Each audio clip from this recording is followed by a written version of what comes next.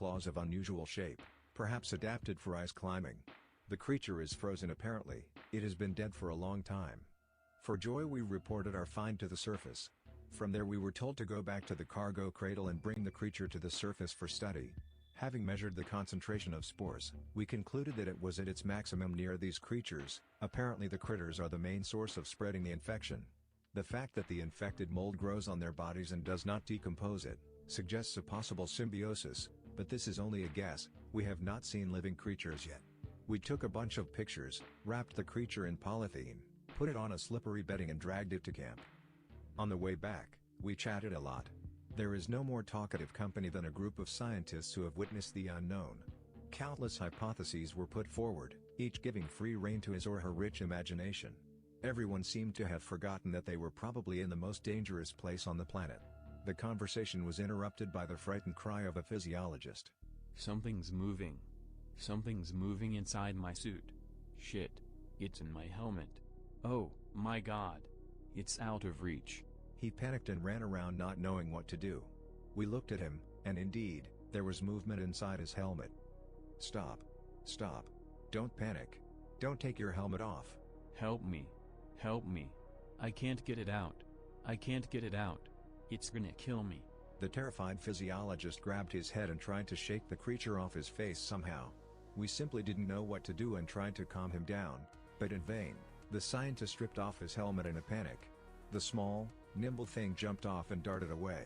No one was able to shoot the creature, and it disappeared into the darkness. In the meantime, the physiologist has had enough of the contaminated air and was vomiting the most disgusting stench in the place.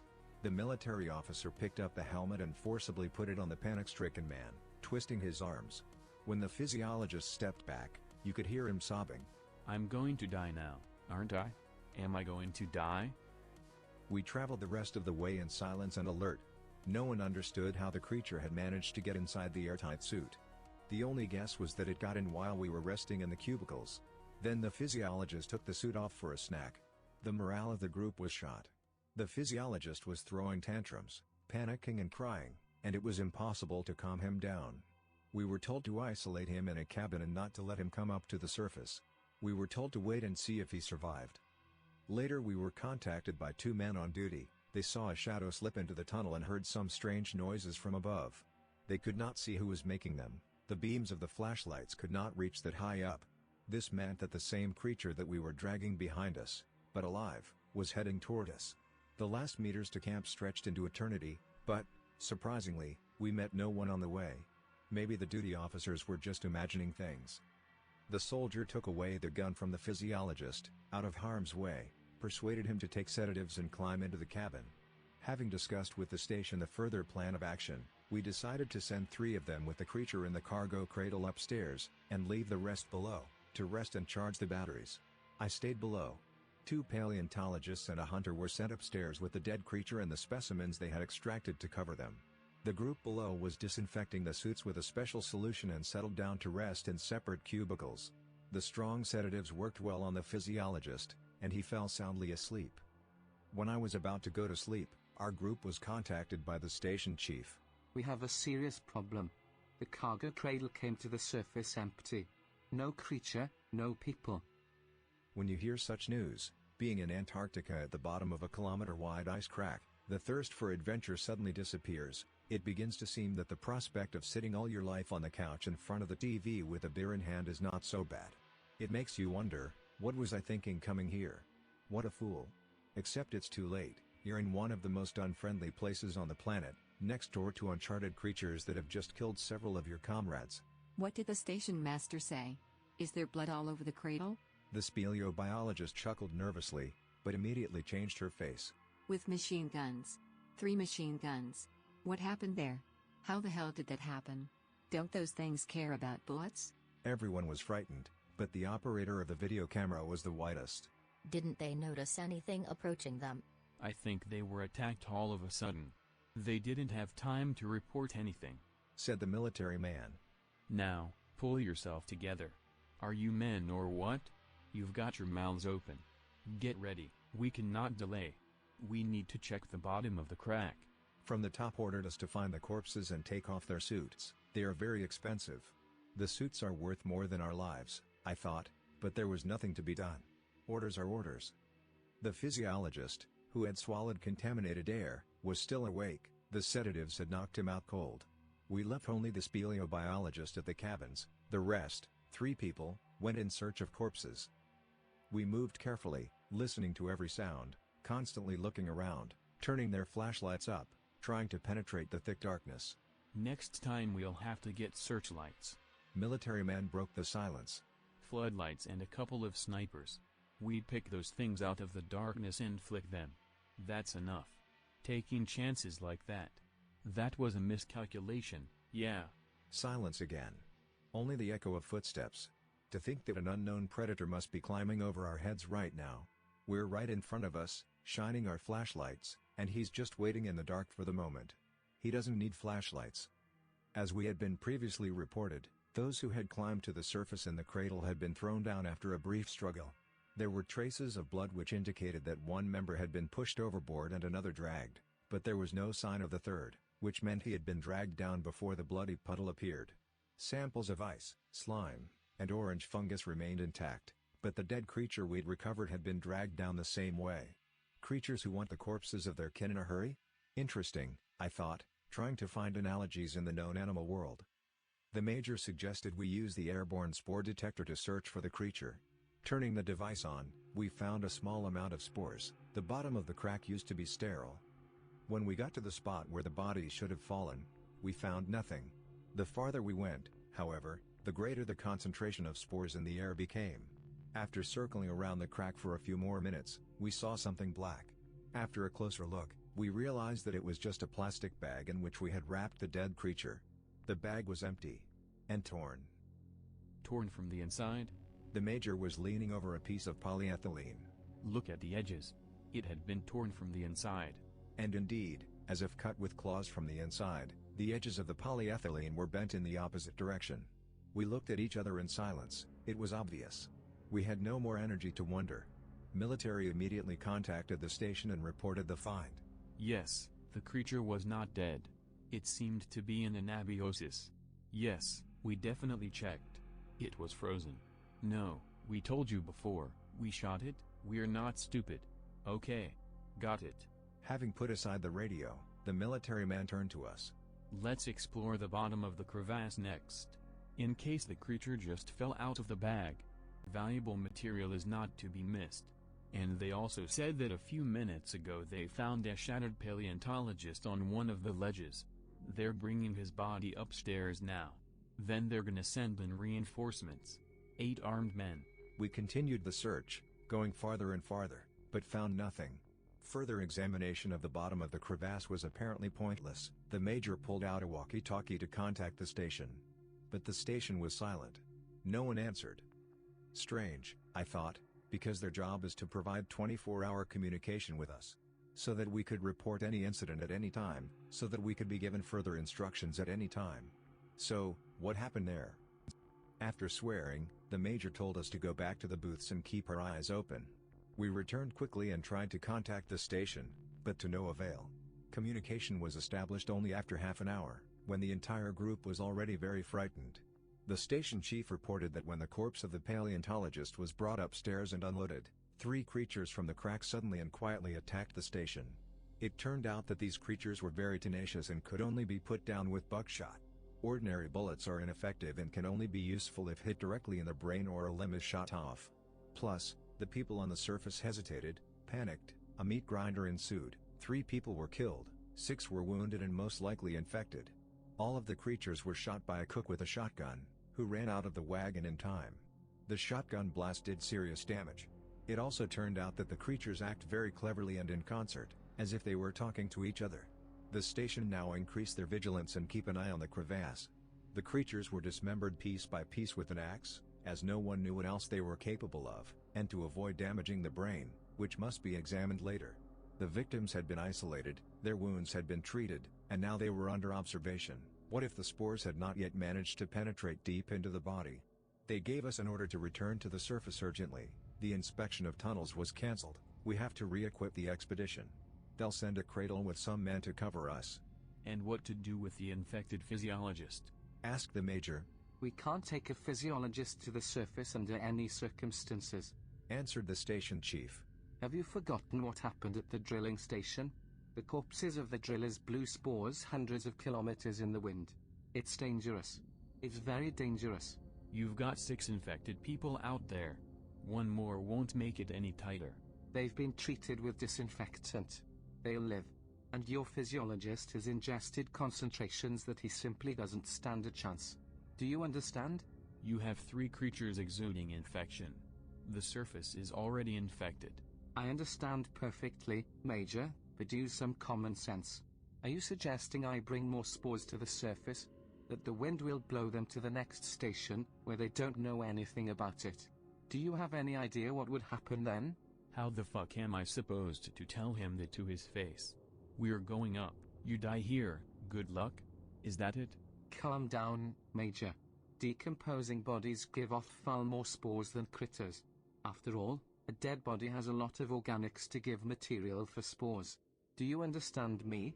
I will not allow more contamination of the area. Prepare to leave. Any questions? Negative. The military man was out of his mind. We were all insane to leave a man to die of the most ferocious infection alone, in such a god-forsaken place. The physiologist's reaction was obvious. He went into the most frantic hysteria, which was very hard to watch. He begged us not to leave him here, begged us to give him a walkie-talkie to talk to the station chief, got on his knees, pressed us to pity him, promised us money if we would get him out of here. We failed to calm him down. And how could we convince a man to die? In the meantime, the first symptoms of illness, conjunctivitis and pus on the tongue, were already visible. When our emotions ran out, the physiologist realized that we could not change our minds and asked us to kill him. A bullet in the forehead and no suffering. The major was not against releasing the infected man from his impending suffering, so he contacted the station. However, the station chief did not allow this to be done, as such a killing would cause the entire expedition to have problems with Big Earth. The military man exploded and told the chief what he thought of him. But then he calmed down, hesitated for a minute and told the physiologist, I'm sorry, if I do this, I'll be in trouble, and I've got a family to support. Without me, the family will die. I'm sorry, man, I'm really sorry. The infected man was cursing at us, spitting, but he didn't have the guts to pounce to give us a reason to put a bullet in our heads. We made our way to the loading cradle that had come with the reinforcements. It was very disgusting, all of us suddenly realizing that we were the real bastards. That icy crack exposed our true natures. I will never forget that monstrous day. The first expedition accomplished its main task at great cost. All the extracted material was flown to Moscow, where it was thoroughly examined. The injured members of the expedition were observed for 2 weeks, but they exhibited no symptoms of disease. The timely disinfection of wounds did not allow spores to take hold in the body. In the seized samples of ice, the products of ancient volcanic emissions were found. These chemical compounds seem to be used by the orange fungus as food. The compounds have a very high concentration in the ice, which explains the ability of the closed under ice ecosystem to maintain viability for millions of years without the participation of photosynthesis. All these materials, and especially the bodies of the creatures, which biologists dubbed Viva Ray fungus, allowed humanity to look at evolutionary processes from a different angle. The creatures possessed a hitherto unknown but perfect mechanism of thermoregulation. Their blood is very similar in composition to the very mucus secreted by orange mushrooms, from which the creature simply does not freeze. Only the skin can freeze during an abiosis, but the internal organs remain unfrozen. In addition, these creatures are unique in that they represent a special kind of symbiosis between a fungus and a reptile. The infection is built into their bodies at the genetic level. The mechanism of this anomaly is still unknown to science. Despite this embedding, the spores excreted by their body do not contain traces of the creature's DNA. However, when the creatures themselves reproduce, they pass on the combined genetic information to the cub, which allows the new organism to generate a fungal infection. The infection itself has been found to have unusual ICS chromosomes. Unlike normal chromosomes, their presence is not necessary for life support, but they serve the function of adaptation to external conditions. In short, the fungus can quickly adapt to any medication, to any climatic conditions, and it also evolves rapidly in organisms, moving from one to another. It is this property that allowed Viva Ray fungus creatures to make an evolutionary leap and adapt to the hardest conditions when integrated with infection. The perfect superweapon. Viva Ray fungus are capable of regulating their energy needs, i.e., They can go into anabiosis if food in the ecosystem has become scarce and wait until enough biomass is generated. The first creature was in this hibernation mode and woke up in the cargo cradle, calling for help from its relatives, probably by ultrasound. The maximum duration of anabiosis could not be established. In fact, the body is partially frozen and the physiological processes are slowed down greatly, so that it may allow the creatures to exist this way for a very long time. We are talking about years. The second expedition in 2010 has already made adjustments to their equipment and conducted a successful operation to explore the tunnels, without casualties. Scientists found huge egg clutches in the hollows.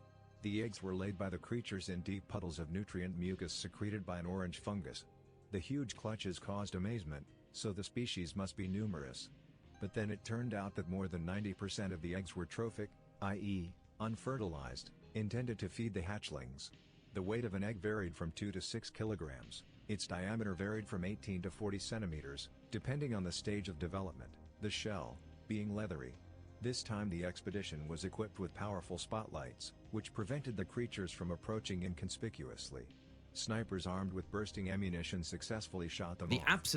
After a while the creatures became afraid of humans and avoided contact, which allowed us to A. Not to destroy the underwater ecosystem anymore, and B. To confirm speculation about a possible collective intelligence. The main task of the second expedition was to find a small creature, which, judging by the reports of the first explorers, climbed into the special suit of one of them. It was not caught. Not explored. Probably the only creatures in the tunnels besides Viva Ray fungus that are immune to spores. They are easily avoided by humans, as they have a very developed hearing or tactile system. Other creatures appear to be extinct.